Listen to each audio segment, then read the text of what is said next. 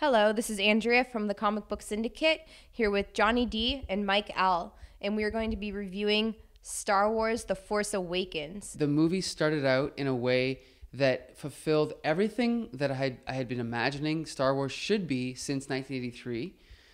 And then certain things started to happen that I didn't like a few too many homages to the original trilogy, which I didn't like. It felt a little bit too rushed, like there was pieces missing of the story. And although I loved the new characters, absolutely loved them, I felt like once they got to the third act, spoiler, when they made the goal of the film, I was very, to be honest, disappointed. And I thought, there's no way this can be the climax of the film. I mean, it was. And thank God there was that tiny little epilogue at the end, which I won't say what happened, but if they didn't have that epilogue, I would have been devastated. Not because the film was bad, but because it took almost no chances and did almost nothing new. Cried a whole lot. My emotions are still really jumbled up right now. Is this a spoiler-free review? I thought it was amazing. It was perfect.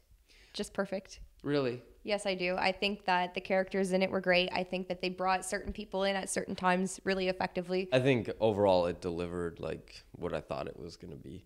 I thought it was like, there's going to be a bunch of little jokes and stuff like that, but I don't think it was overdone. Like there was a lot more comedy in this one. Like, Which was great. For sure. I thought it was awesome. Yeah, like I don't think it got like slapstick No. or anything. It was like, okay, there's like jokes in it. That's fine. But I also don't think you had to see all the other ones in order to see this one and understand it too, because you could just walk into this first time seeing a Star Wars movie and catch up pretty quickly. I liked Lupita Nyong'o's character. She made me happy. Like Me too. It felt so real in that universe. It fit really, really well, and the fact that she knew so much about certain things didn't feel like, oh, here's a plot device character. No, it felt like, oh, this is a legitimate important character. The writers can do whatever they want. And I'm saying after the midpoint of the film, it's like the writers, they didn't try to do anything to surprise us. And that's why, for example, a movie like Dark Knight, halfway through the movie, you think it's done. Joker's captured. But then there's another movie and you're like, where the heck is this movie going? And I wish it would have happened in this movie. I wish J.J. Abrams would have taken more chances. Well, what was your favorite part? Honestly, I think it's Finn and Poe's bromance they had going on there. That was really good. I mean, Finn and Rey, they were really together as well. I definitely the character interactions and how everybody The brotherly hug. Yeah, the brotherly hug was really good. Everything about it, the way the characters had the relationships with each other, definitely added on. And like it's not like it went romantic. They're like, oh, this is the direction it's gonna go in. Yeah. They're just they're people that are being there. It was natural. It was organic, right? Nothing was forced. No, nothing felt forced. Yeah. That kept it really nice. I mean, Carrie Fisher, Hold on. Hello? Oh, what's going on here? Who was this? Hey, I just came over for a cup of sugar. What's going on? Oh, this is my friend. Sugar. This is my neighbor, Joseph Making Spiderman. Oh, we're on film. Yeah. I'm sorry. I didn't mean. I'll go. Basically, this was the anti-Phantom Menace, right? Or anti-prequel trilogy. They took everything that fans hated about the prequel trilogy, got rid of it, and unfortunately, they might have went a little bit too far in the other direction. And I remember coming out of Phantom Menace in '99, I hated it. But I did say, at least it wasn't Michael Bay. At least it was George Lucas. I just thought it was like, it basically like remade the first three films. And when I go to movies, I don't like to really see anything original. Everything I've seen in those first three films that I love so much, they did again. I got to hand it to J.J. Abraham. He did a great job.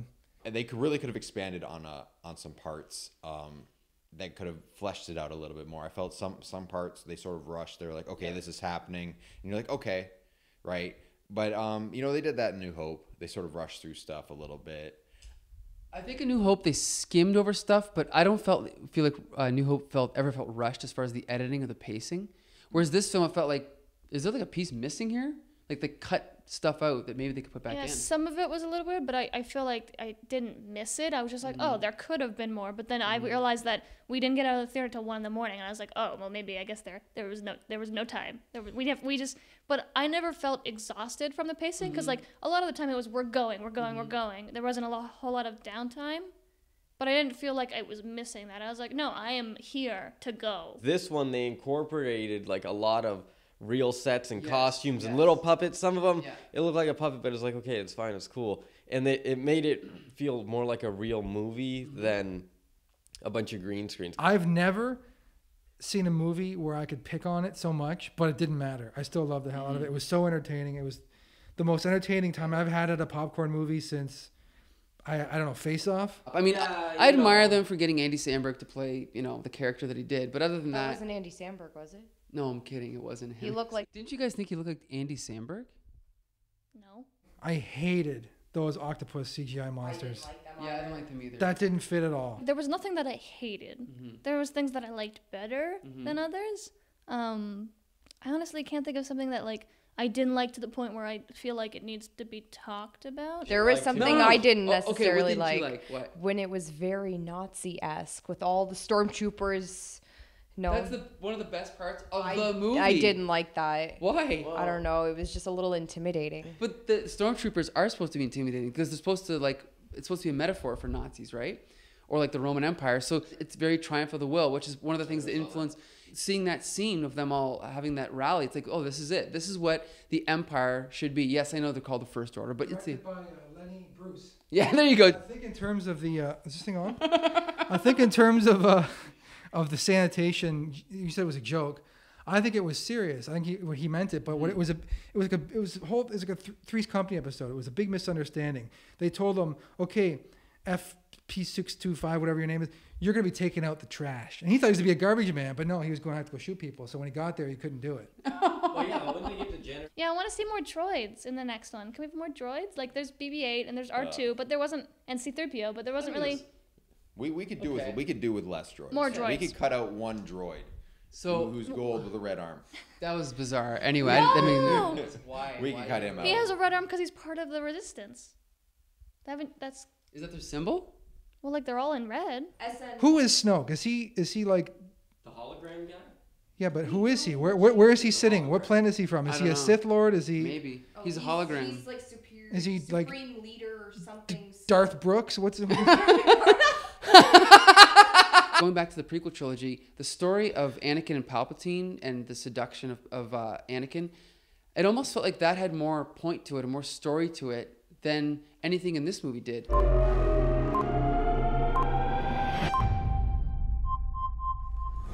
What would happen if a stormtrooper was like, I'm not going to do this? That's a great idea for a story. Okay, but then what planet was he from? How did he get hired? He on? doesn't know. He doesn't This know whole because thing when is he like was in picked up, episode 3. the guy. No, hey, Spidey, get over there in the corner. When he was picked up, he said, "I was a number." He didn't even have a name to Yeah. himself, and that's why the That's why I man in think the the ship was like, sanitation "We're thing just gonna was a call you joke. Finn." I No, think there the wasn't gan- a joke. Wait. Here's the thing, guys. We don't need backstory. That's the mistake the prequels made. Well, no, Backstory but doesn't matter. you What get matters a is little bit of like if this is his first battle. Okay, then you didn't even. I mean, how did you signed up to what? You wanted to kill all the It doesn't- resistance. look, this is what matters. A stormtrooper had doubts. He escaped. We now he's human. Escaped with somebody Yeah, who was held the point prisoner. is that these guys are not just mindless clones. They are people. They're soldiers. And so that gives a gray area. Now it's not black and white. If we're going to have plot twists, then why do they have to be the same plot twists as the old? Oh, look, he's their son. Oh, that's his I father. agree with that. That was like okay, it feels like the same thing is just being repeated. And then what are the odds of like that one planet of all the planets that these two people fly out of? It's like even when C-3PO kind of was like, "Hey guys, I'm here," but he was That was also funny. ruining a moment. But that's so C-3PO. Mm-hmm. Like, just to bring him in that fashion, I thought it was so fantastic. And even it's like, oh no, little R2's not working, but then he eventually did. But it was kind of sad. And then it was super exciting to see him start doing things again, especially when the little BB unit came up and he knew that R2 had the rest of the piece to put together. It's like, aw, they were meant to be little friends. Character disappears. We think he's dead. Then he shows up at the end, which was fine. I like the scene of him and reuniting. It was very like brotherly love. It was awesome. But then I thought, okay, now writers, Lawrence Kasdan, who wrote Empire and Jedi, now surprise us. Why don't you have him be a clone or a spy? And he's in that room with her, And then she calls him a monster in a mask. So he's like, LOL, gonna take it off. And then takes it off, and he's got like these gorgeous flowing locks and like super pouty lips. And I went, oh no, he's hot. And then Jolie started laughing, and I'm like, no, serious part of the movie. Everyone needs to stop laughing. But I was like, why was he so pretty under the? He should have been gross. But I mean, I guess because like Darth Vader wasn't pretty. Well, he's got the badass face scar now. You know, he's got that. Now big chicks are ol', gonna extra dig you know, him. chicks dig scars, especially when they're. And you're like evil, but kind of still good. You're not 100% The evil. light is calling for me. They had to have a Vader. I just think like they could have picked somebody more bulky and less wimpy, because he was very wimpy. Even show would have been terrible. Bulky. Get out of here. No, listen. Even when. But before we went into this movie, I called it. I said that guy is totally gonna be son, and I called it. I called it, right? Well, yeah, she did say that. I did.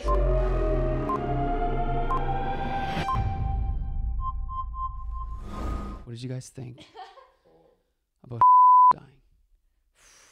So I didn't know anything was gonna happen, but as soon as the scene hit, and as soon as like the score started doing what it did, I went, he's gonna die. They're gonna kill him. They're gonna kill. And then I tried to prepare myself for it, but you can't prepare for losing like everyone's childhood favorite character, even though mine was but like still he's like such a prominent, important character in pop culture and culture in general. So it's just like I'm not mad that he's dead though. I think obviously they were trying to echo what happened to Ben Kenobi in A New Hope, Of course. but it didn't have the emotional impact that Ben's death did. You don't think so? Not. I mean, obviously it was emotional because it's, but the way that it was written and set up was not quite as emotional. It was shocking. It was very emotional. That he's gonna have to go to Wookiee counseling for like the rest of his life. Okay, where do you rank this among all 7 films? I think it's just above Star Wars, but not Empire Strikes Back. But they're all Star Wars. No, The New Hope. I'm sorry. I was born when it was called Star Wars. It's above the first half of Jedi, but below the second half of Jedi. It's better than the Ewoks and better than Jabba, but not as good as the stuff with Emperor Vader and Luke on the Death Star. I liked Return of the Jedi, and then this one. I think they're tied though, for my number ones. One, really? Number ones, yeah. Everyone always thinks I'm weird. I like endings. I like happy conclusions, and like. I like happy endings too. Subjectively looking at it, I would think it's the best one. I mean, yeah. I really liked it a lot. I think technically, it's probably the best one, but Empire still has the best like emotion and story, I think. But a big glaring mistake, omission from this film that they didn't bring in from the original trilogy. I really wish TK421 would have been in it. Can I get that cup of sugar? I got cookies baking. All in right, there. I'll work on that. Okay, see you bye. guys later. How do you bake the cookies without the sugar? Just go watch the movie. The Comic Book Syndicate will be back right after this.